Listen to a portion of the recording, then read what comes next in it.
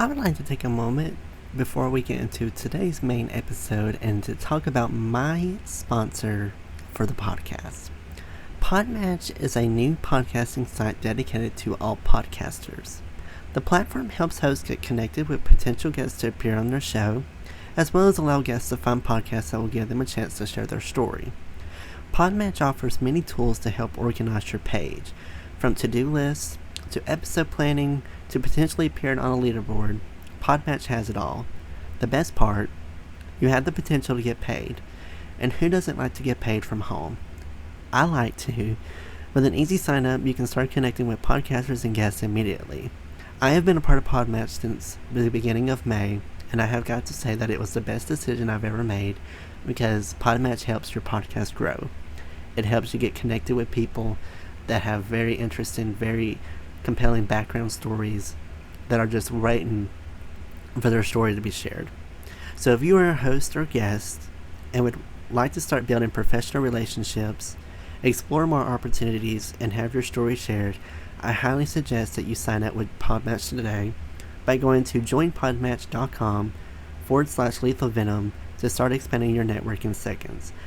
I would like to give another huge thank you to Podmatch for sponsoring this episode.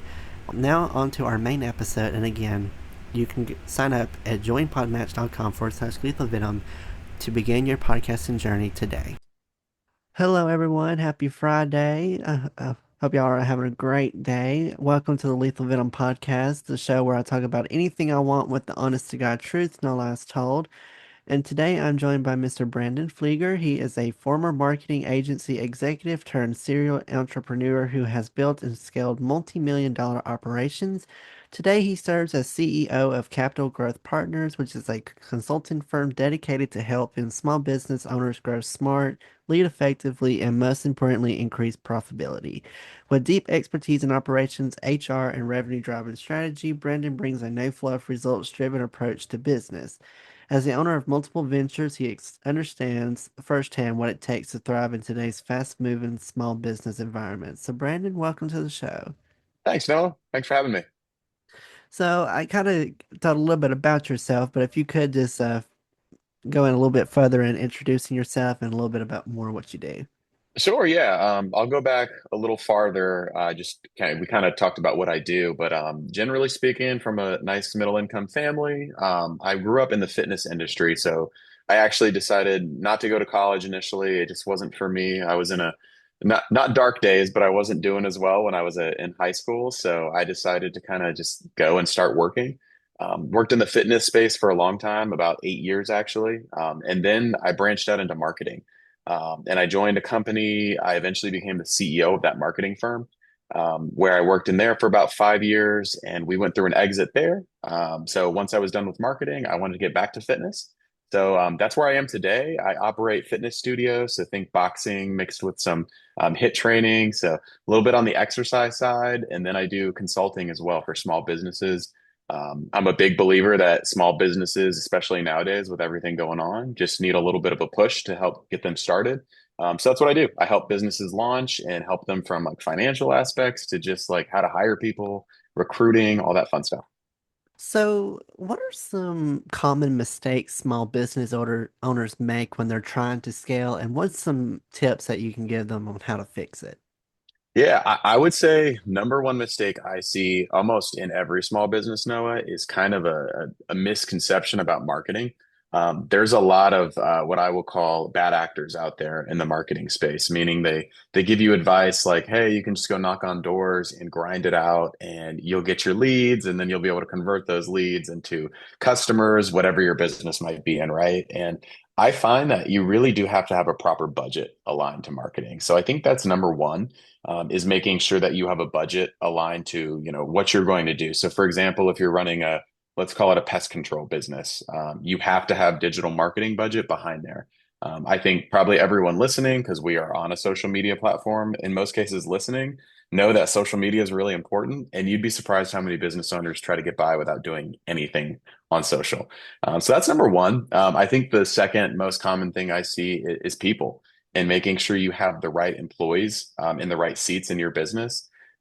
It's really, really important, especially if you're running a business and you've got multiple things going on where you're not there all the time, that you have a trustworthy individual as your general manager or your CEO, whoever that might that be, right? And so just making sure that you have the right people and the right resources allocated towards growing your business, i.e., marketing. So, how do you rebuild a broken team or toxic culture inside a business that's trying to grow? Yeah, that's a good question. It takes me to a story with my marketing firm that I was at. So I got hired to actually just be their VP of operations. And so the current owner, and we're still good friends today, and I think he would be very honest about it, is he's not a people person. He doesn't like having conversations with employees. He doesn't like having the good ones or the tough ones. And so that was kind of my job. And what I found, and what you find in a lot of businesses, is there's just a disconnect from what the expectations are for the ownership and what the team is doing, right? So meaning, let's say you run a pizza shop and you want your pizzas to, go out the door at X amount of speed. But that hasn't been articulated to the employees. All that's been articulated to the employees is we're not going fast enough. But the expectation hasn't really been lined up. So that's typically what I see is that, you have to make expectations for your team. I always joke, nobody wakes up in the morning and says, I want to do a shitty job at work today. Nobody does that. And so it's really important to make sure that you have expectations that you can outline to your staff, because then once they hit those, they'll be happy, you'll be happy. That tends to be what I see.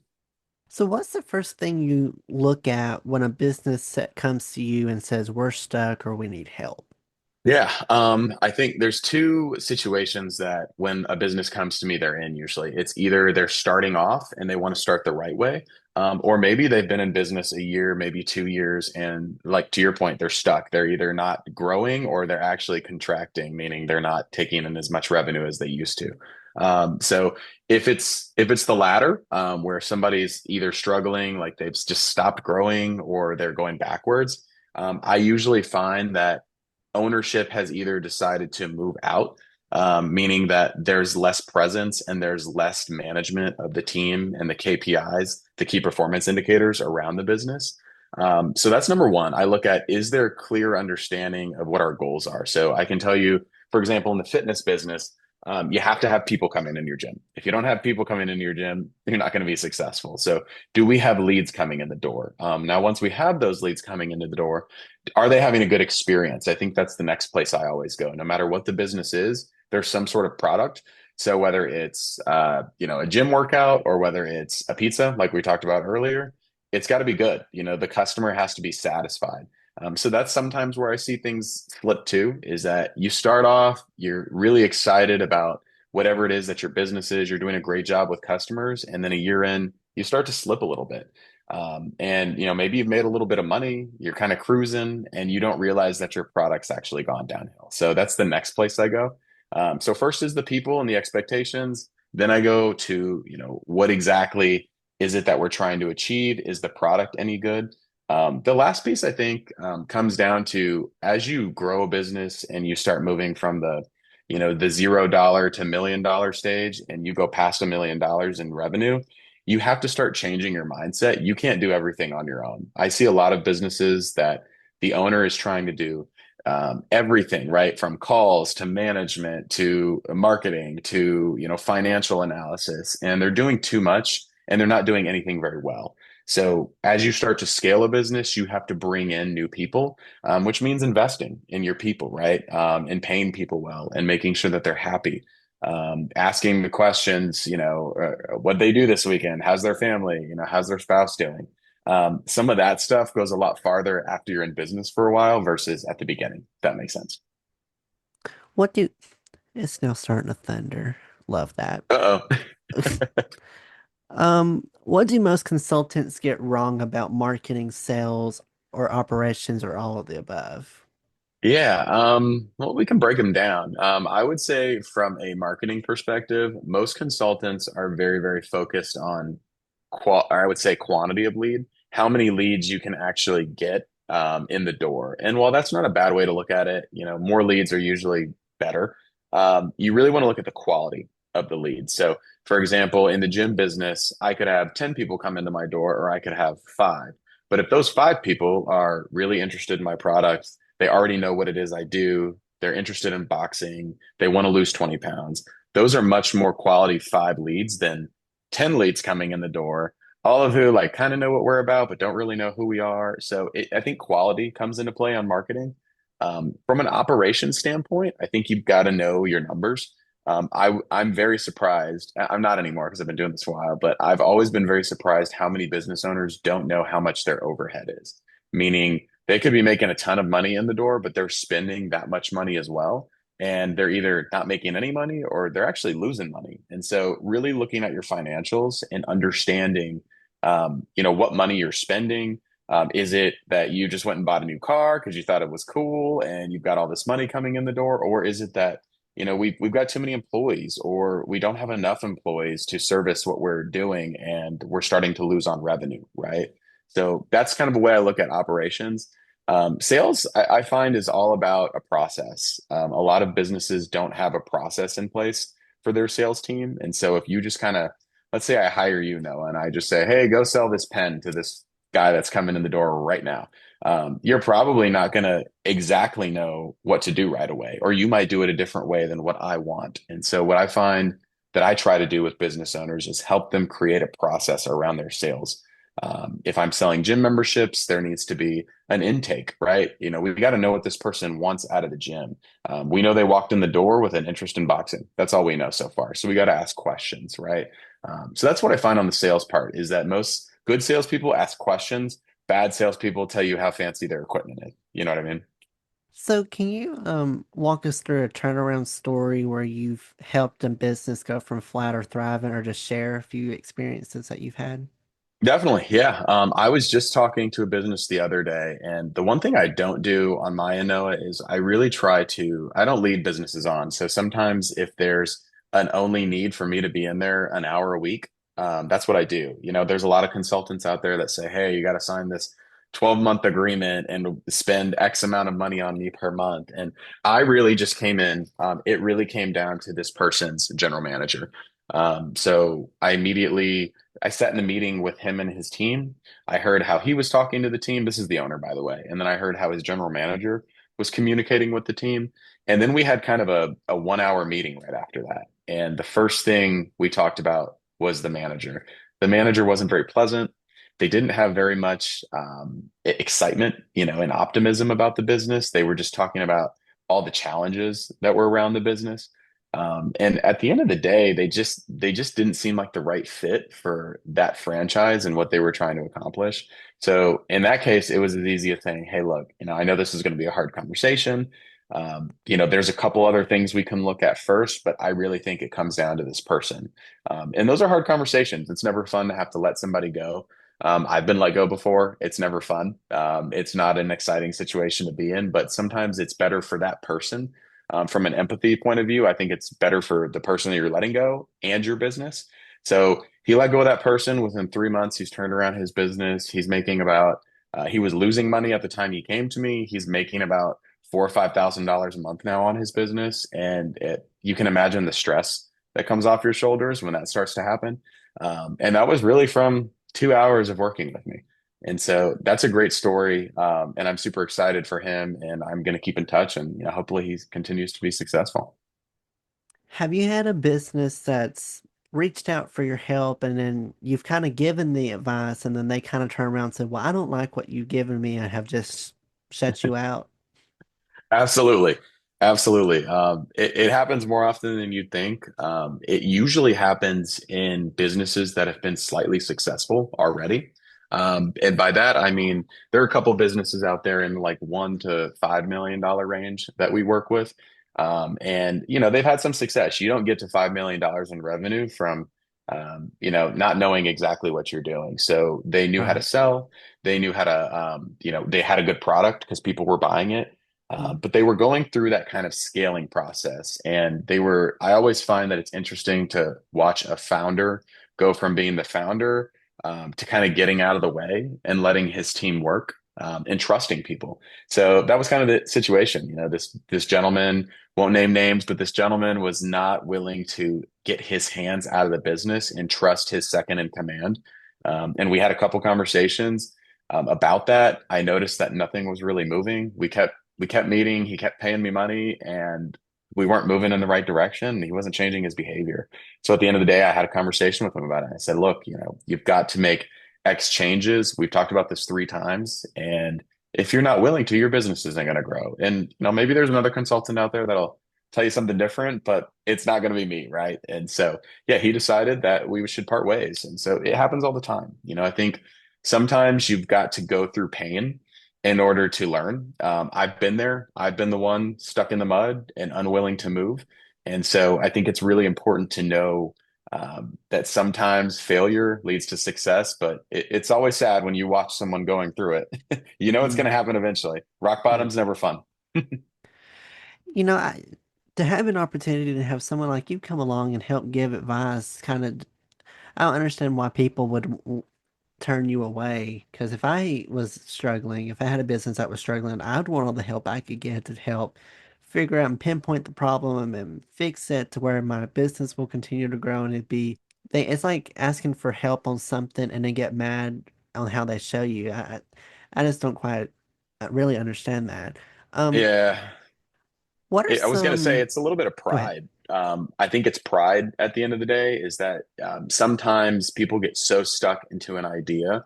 And, to flip it, I've actually worked with businesses where the product wasn't good and they were just struggling. They had customer feedback that told them their product wasn't good. The Mhm. staff didn't believe in the product and they weren't selling it because it just wasn't good. But, that founder was so passionate about their idea that they couldn't get out of their own way. And really smart people can always find a way to start another company. There's no shortage of market out there in a lot of these spaces, but I think it comes down to pride. It's lonely being an entrepreneur sometimes, so you kind of feel like everyone's against you. And that's Mhm. not the case, but it's hard sometimes to get out of your own way. Yeah, you always kind of, I've seen some owners, and I'm just hear horror stories from people that have been employees that they don't really listen to their employees, that they hire them, but then they only want to listen to themselves. And it's a thing where you kind of have to listen to everyone because what if you have an employee come in that gives you one of the best tips and that tip helps you thrive and helps your business grow exponentially. So I have heard some people from jobs saying that it was hard trying to talk to their boss because they just didn't want to listen. They were too stuck up to really talk to. They didn't really care about what your opinions or feelings were. They just wanted people working for them, or they just needed help. So, Yeah. what are your go-to strategies for making a small business more profitable without just cutting cost? Yeah, profitability is tough because to your point, most people go straight to who can I get rid of or what expense can I cut? I think I like to flip it when I first talk to somebody. So anytime I'm entering a business and they're struggling a little bit, and unless we're like talking drastic situation, but most of the time we're talking about with smaller businesses, especially a couple $1,000s a month would put them in the right direction. So there's a lot of ways to do that. You can comb your P&L and try to find every last dime you can save, or you can work on your craft and get better at selling, or you can go find that next partnership. So I find that putting your energy in the direction of how can I let more people know about my product and my services is always going to be a better route than immediately cutting one of your team members. Because you got to remember, sometimes you got to invest in people. My marketing firm was a good way. It was scary, but at one point we decided with the ownership that we were going to invest in a couple of different employees, and we didn't have the revenue for that. So we were actually spending more monthly to hopefully get new revenue in the next couple months. So we were kind of investing in those people, and sometimes we were right, and by the way, sometimes we were wrong. But I think that's the risk of business is that you have to invest sometimes to make more money. If you're always I call it, if you're always on defense, you're not gonna be successful because every year things get more expensive, inflation happens, tariffs come in, whatever's going on in the world is going to affect your business. So if all you're trying to do is save a buck here and there, eventually you're going to go out of business from that. So you've got to focus on being on the offense and selling your product more and getting it in front of much people as possible. How should small business owners think about hiring differently if they actually want to grow? Yeah. Hiring's so big and so many people don't focus on it. I think the number one cost to small businesses is turnover. And turnover meaning people aren't staying, right? Whether they're quitting on you or you're having to fire people because you hired the wrong person in the first place. So the way I like to look at it, I like to hire to values. And I also am very conversational in an interview. Like you would find an interview with me is very similar to the conversation me and you are having right now. It's not me staring at a piece of paper and asking you, how would you respond in this situation? I think we're accustomed to that. And for those of us that have worked in a big corporate environment, sometimes HR comes in with all these hard line questions you have to ask everybody. Mm. Which there's some legalities to that that I respect. But at the end of the day, you're hiring a human being. So if you talk to them like a robot, they're going to give you answers like a robot, and you're not going to really get to know them. So I like to, break interviews down into let's build some rapport. Let's just have a little bit of conversation about you, your life, without asking questions that aren't appropriate. But, make sure that you talk to the human behind the desk, right? And then when it comes to asking questions, I don't ask very, specific questions around like what they've done. I like to ask people questions about how they would respond to something. So, hey, if you were put in this situation, what are your thoughts around it? Particularly leadership hires. If you're hiring somebody that's going to lead your business, give them a tough scenario. Say, hey, Noah, what would you do if, overnight we lost 15 clients and we needed to go find more clients? What's the first thing that you would do? And you'll learn a lot about a person with how they respond to that, whether they respond very defensively, or they don't respond at all, or whether they have kind of that go-getter attitude, like, hey, that's going to be tough, but I'm going to rally the team, going to be positive, and we're going to go find more clients. And here's the 6 things we're going to do to find them. That's a winner, right? So I think you have to give people the space in interviews to think. And by the way, sometimes that means that they might not have an answer rattled off to you. I've talked to so many managers after interviews that I've sat in, and they've said, "Oh, well, he was kind of slow to respond to that." And I'm, well, but that's probably good. He's thinking or she's thinking about the answer versus just giving you some canned response that they came up with 10 minutes before the interview, right? So I like to just give people space to answer the questions. To me, a lot of people always think that finding interviews is the hardest part about job. To me, I think it's the interview itself. That's Hmm. the hardest part for me. I get more stressed out and nervous during interviews than I am trying to go out and find a job and book an interview. Because, like you said, some employers ask robotic questions, which maybe it's policy that they have to ask that. You Yeah. can't go, you can't blame them for that.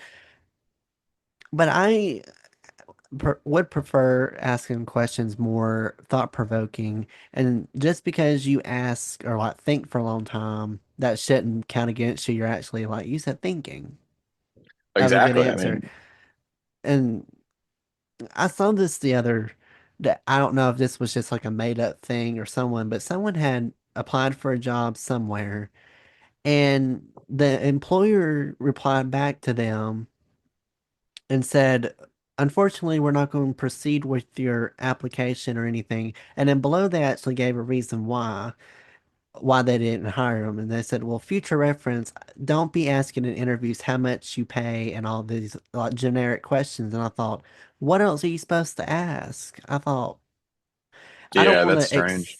I don't want to accept a job if the pay's not going to be good. If it's not going to, Yeah. I thought, Right. And I like, would argue some of that is just employers and their, I would say, stuck in their ways because this was, I mean, shoot, 5, 6 years ago now. I remember going through this with the company I was the CEO of, is that before I was the CEO, actually, I was the COO. And I remember having the conversation with the current CEO at that time and the board and just saying, look, we've got all these jobs posted, but we don't have pay on those jobs. We don't have if they're remote or hybrid. We're not communicating effectively with these job seekers. And at that point, there was a lot of job seekers, right? Meaning like they had options. We were actually on the defensive. as the employer, like people were getting snatched up left and right. And so, I think there's some universal things that you have to put out there. And if that means that, you're less secretive or, whatever people want to say, I think that's okay. People ought to know, do you have to go in or not? Is it remote or is it in person? Both have their strengths, but what is it? And how much money am I going to make? Because who wants to talk to somebody where they're looking for 80 grand a year and you're paying 30 grand a year and it's a waste of both of your times. And now both parties leave frustrated, right? I think it's just important to get that stuff out in the open personally. Right. Exactly. Um, kind of a switch topics here. You know, the job environment right now has just really been is really wacky. You have a lot of businesses that are shutting down. You have multiple people getting laid off jobs. Mhm. Through your experience and doing businesses, is there like a particular business direction, whether it's car dealerships, if it's restaurants, do you know which field tends to be the most successful? It's like for people that want to start a business, do they need to kind of focus on one particular area, like maybe selling furniture, selling cars, selling like doing a restaurant? Is there like a particular field that's very much it'll do well every time? Yeah, that's a good question, though. I think personally that there's a couple industries in the next 6 to 12 months that are going to contract, and there's a couple that are taking off. So if it were me and tomorrow I lost everything and I needed to go, find a 9 to 5 very quickly, I would look at the sectors that are growing. So I can tell you, health and wellness is one that's growing. I think it grew by like 6 or 7% last year. So that's gyms, that's, GLP-1s, which is like the Ozempic stuff. That's just healthcare in general. Unfortunately, and this is kind of morbid, but our country is getting sicker, thus our healthcare is getting more and more expensive, and that creates jobs in that sector. So I think healthcare is one of them. And just fitness in general. I would also look at AI. I know that's kind of like a buzzword going on right now, but Hmm.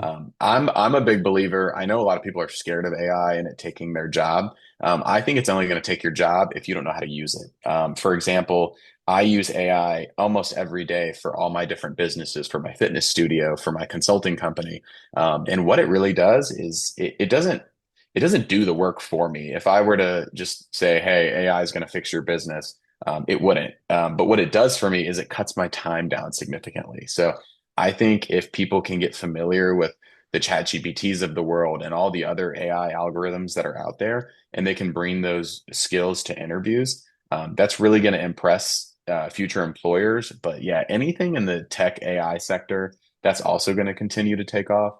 Um, the other big thing, and this is a little bit of a hot take probably, but I do think the more people are willing to go into work, the better opportunity that some folks are going to have to get a job in this tougher market. Because you're right, a lot of people are being laid off. A lot of companies probably are going to close up shop, over the next 6 to 12 months. I mean, shit, if we see the tariffs actually go through, like some people are talking about, brick and mortar businesses are going to have a lot harder time. Like you were talking about furniture sales, they're going to get hammered. And so I would recommend if somebody's willing and able to, and go into work. I would make sure that that's clear on your resume. I would make that very clear when you're reaching out to recruiters because that's funny enough, it's not common anymore. I do hire and help hire for certain companies, and there's still a lot of job seekers that have an unwillingness to come in at all. So even if you can say, hey, I'm willing to do a hybrid, or I'm willing to come into the office 5 days a week, you're going to be that much more likely to get a job. You know, it's so weird nowadays. Like when I remember growing up in the 2000s, it was like you could just go anywhere and get a job. And, a lot of people that are older that went through, I feel like my room's getting so dark. I'm like scared. I'm not getting Uh-oh. terrified. I promise that people in the background, if you can hear booms, we're not being bombed. It's just thunder. I promise. We're just being, but a lot of people, like my grandparents, say, I could probably go out there right now and get you a job in 5 minutes. And I'm like, it's not that easy anymore. It's not that easy. And Yeah. I've been struggling with doing jobs for 4 years now. I've always been turned down, and it kind of I just don't quite understand how businesses are actively hiring. They're wanting workers immediately, and yet you go in for a job, do the interview, and then they say, actually, you're not a good fit. I'm just like, Hmm. you're just saying, spreading lies. You're just telling the public lies about it. And, I had someone, and I don't know if you heard the episode, but I had a guy come on my show and talked about how businesses in Japan was compared to America. And he said everywhere in Japan you had to wear a suit and tie everywhere you go. And Hmm. you had to bring a briefcase with you everywhere you go. You had to have your own personalized cards. And I told him, I said, that's unless you were going to a big firm that was a huge headquarters, like a multi-level building, you don't wear a Hmm. suit and tie. I said, you know, if someone here, and especially in the South, went to a McDonald's in a suit and tie, people are going to look at them, or some of your friends could look at you and be like, "You okay? I know you need a job, but this is a little over the top for Yeah. McDonald's."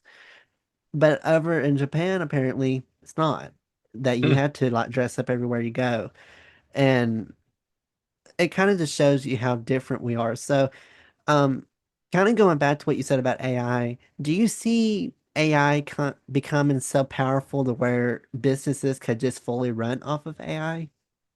Um, I think that that's definitely something that everyone's talking about right now. I don't know. There may be certain businesses. Like I'll give you my industry, for example. Like right now, if you operate like a fitness boutique, meaning like you operate an Orange Theory or an F45 or a Rockbox Fitness, like I operate, and somebody walks in there, there's a human being at the front desk, and they're going to say hi to you. They're going to help you get checked in for class. If you have questions, they'll answer those. And I do see a world where that role might disappear. You might be able to get all your questions answered by an AI agent because that agent has been trained in all the questions that you could possibly have. The only thing, and I personally don't know the answer to it. I have my thoughts.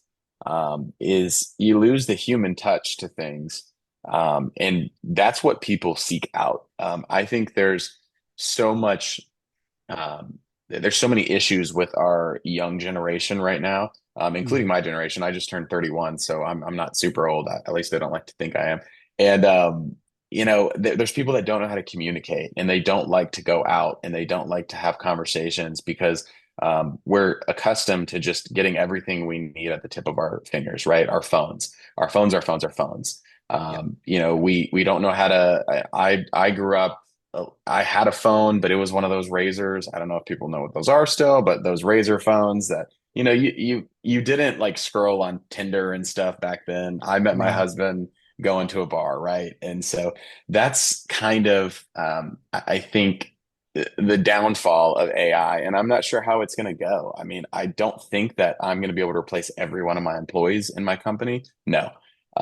But there may be a world in which you have less employees, so you can cut down your workforce 20, 30, 40%. I mean, there are companies already doing that that are successful, but I think that we're going to need to bring back that in-person experience or we're really going to run into problems. I already have my Mhm. thoughts about social media and when people should be able to access it and how much they should access it because I think it's really just destroying a whole generation. We're staring at these influencers on social media that are pretending to have all this money and they'll go rent an hour on a jet and say that jet's theirs, but to the perception of their audience everyone thinks, oh man, what's wrong with me? I'm not 22 and a millionaire, so like what's wrong with me?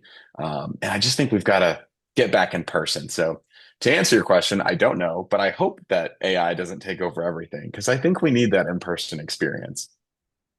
I can see a lot of problems stemming from AI when you go to businesses. I can see errors happening all the time. And with it being Hmm. such a technical aspect, it has so much thing of being hacked. I mean, I recently saw Twitter or X, whatever you want to call it.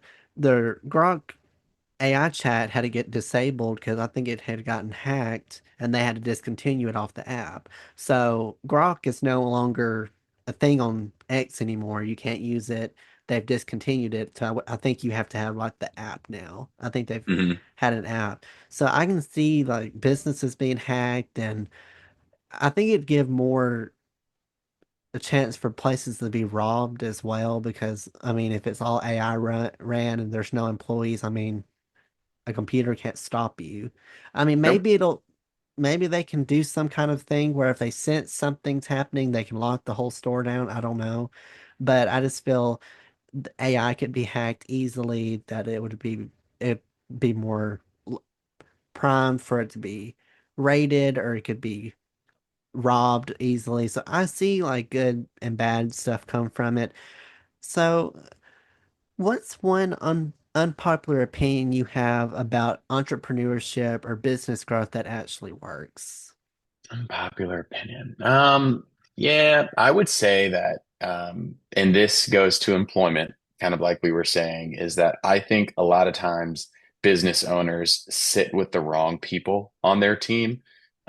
Specifically, for 6 months to 12 months, a long time in the business world, because they feel bad and they don't want to manage their business. And so I think that, I'm a very empathetic leader. I really like to think that I treat people with respect and dignity, and I try to treat everyone with integrity because everybody deserves that, no matter what job you're in an organization. But if somebody's in the wrong job, my hot take is you got to get them out of there fast. And that doesn't mean do it illegally. That doesn't mean you be mean or disrespectful. But that does mean, you have a bunch of conversations with them about whatever the performance issue is, and that if they can't meet that standard, I'm a big believer of trying to find them another job in your organization that is a better fit for them. So, for example, I used to run big gyms that were like 100, 200,000 square feet. And sometimes you just have somebody that wasn't great at the front desk. They just weren't they weren't a people person. They didn't respond well to people complaining about things, which is always going to happen at the front desk. Mm. But I would move them to maybe a back of the house job, like cleaning, or maybe they were really good at talking on the phones to people and answering phones only. They just weren't great in person because they had some anxiety about talking to people, right? So I think Yeah. if you can find the right seat for people, do that. But if you can't, I think you're going to do them a favor by letting them move on to a job that is better suited for them. Because I always find that there's always tension. If somebody's not doing a good job and it's clear, there's always tension between them and the owner or their manager, and they're stressed out and the owner's stressed out. So I think you've just got to be very upfront about that. And that makes a lot of people uncomfortable. I get a lot of pushback about that with business owners. They're like, well, no, they've been with me for 10 years and, I'm just going to look the other way when it comes to that aspect of my business. And that's a lot of times why they don't grow. So How do you balance being a strategic CEO while still getting your hands dirty as an operator? I think it depends on how big your company is. So for example, I have consulted companies that are in the 50 to $100 million range. I've consulted companies that are in the 0 to $1 million range. And there's a big difference, right? It depends on how big your company is, how often you need to be in person versus remote. My recommendation for anybody that owns like a brick and mortar type business, like let's say you run a bunch of gyms or you run a bunch of pizza shops, is I think you should spend about, I would say 60% of your time. If you're the CEO, by the way, if you're the CEO, you should spend about 60 to 70% of your time on strategy in the future and probably sales, sales like producing more for your company. And I would say about 30% of the time you should spend walking through your businesses and making sure that the experience is there. So for me, for example, when I was running really big gyms and I had a few of them under my portfolio, I would try to go to all those locations at least once a week. And I would be there in person. I would talk to the staff. I would ask them how they were doing. I would get feedback from the members about the experience in the club. And that's the in-person stuff that you just can't get from sitting behind your computer. I think a lot of people go either one direction way too far or the other, meaning I've met CEOs that are like never at their desk and they're always in the business. They're trying to change every aspect of the customer experience. They're talking to customers constantly, which is a great trait. At sight on scene, it looks really cool and that sounds like a great leader. But if the CEO is doing that, nobody's thinking about 3 months from now, 6 months from now. Nobody's thinking about the tariffs that are coming and how that's going to impact the business. And it's their responsibility as the CEO to have a backup plan for what's coming, right? So, but then inversely, if you're always in the future and you're never in the weeds of your business and you have no idea what's going on a daily basis, you come into the problem where we were talking about earlier, where your product could be going downhill and you don't even know it, and you don't know it until your revenue hits, negative 30% in 1 month. So that's kind of my thoughts on that. So, what's your some advice that you have for someone that's just say has just gotten their business degree and they have a business that's in the works and is in the process of getting launched? What tips do you have for them to have a successful business and be able to have a really good business? Sure. I think maybe another hot take, but one I hear a lot about. There's this constant focus on work-life balance, I think. And that's a hot take, from a couple years ago, even when I was on doing other podcasts and I was in the marketing world. And I think at the very beginning, you're going to have to work a lot of hours. And I think entrepreneurs need to know that. So if you just got your business degree and you've got a great idea, you're probably going to be the only one that cares about it. And you have to be absolutely obsessed with the product and the customer experience. And to do that, I've never seen somebody build something really great in 40 hours per week. And so that's what I tell new folks, and younger entrepreneurs, is that be ready to spend a lot of time on what it is that you're trying to accomplish, and make sure that the people around you know that, right? I told you I'm married. When I was a W-2 employee, I had a little bit more time to spend with my husband. And then when we first launched the consulting business and our first Rockbox location, uh-oh, a lot of lightning. But when we first launched our first location, I spent 60 hours a week working, and we kind of just communicated about that as a couple and knew that that's exactly what, was going to take to make the business successful. So that's probably the number one thing I would say is make sure you have the time and that you're ready to grind. I am so sorry. The one time I'm just sitting here thinking, the one time I really wish that this podcast was video. The whole time I'm sitting here jumping out of my skin.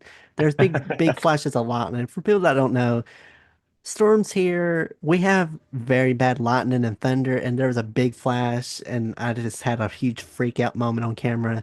So I apologize. We're getting a Apologize lot of for that. storms here too. No, we're in the DC area. They've been coming Oh. through, I think from the south actually. So yeah, no, I get it. So to kind of wrap things up, feel free to for people that want to get in contact with you if they need some more guidance or anything, where can they find you? And also, do you have any things that you have going on that you'd like to share? Feel free to. Absolutely. Yeah. The best way to get in contact on me is just to go to growsmartercgp.com. It's going to take you to a website called Capital Growth Partners, and that's my consulting firm. And I'll do, a business analysis for you for free. We just look at your current business setup, see what's going on in your business, and I'll be honest with you if I can help you or if I need to refer you to somebody else. I'm very direct. I'm very blunt. They usually take about 20 to 30 minutes. And we do that complimentary, so we don't charge for that. If you're also interested in starting a business, I'm also not an agent of the franchise because I like to give people my honest opinion, not like the corporate opinion. But I also help people get started in the fitness industry. If somebody wants to open up a boxing gym, I'd love to talk to them a little bit about my experience at Rockbox Fitness. And I can help kind of talk through what that looks like and what it's going to take. So that's the best way to get a hold of me, though. Well, I think it's really important for people that have a business to be honest because you don't want to go to someone that's just going to lie to you and say that, say you're going with this product and you think it's a great idea, and then they'll agree with you, but in the back of their mind, they're saying this is an awful product. It's not going to do well. So I highly Yep. suggest people to check him out. If you have a business or you're currently have a business, that I swear, if you have like a business that needs help, I highly suggest you to reach out to him and get some tips and advice on that. I'll put all of his links in the description box that I have. So, his website, his social media, anywhere, all that will be in one spot. For my podcast, I'm everywhere. Instagram, TikTok is Lethal Venom Podcast, and my Facebook's Noah's Podcast.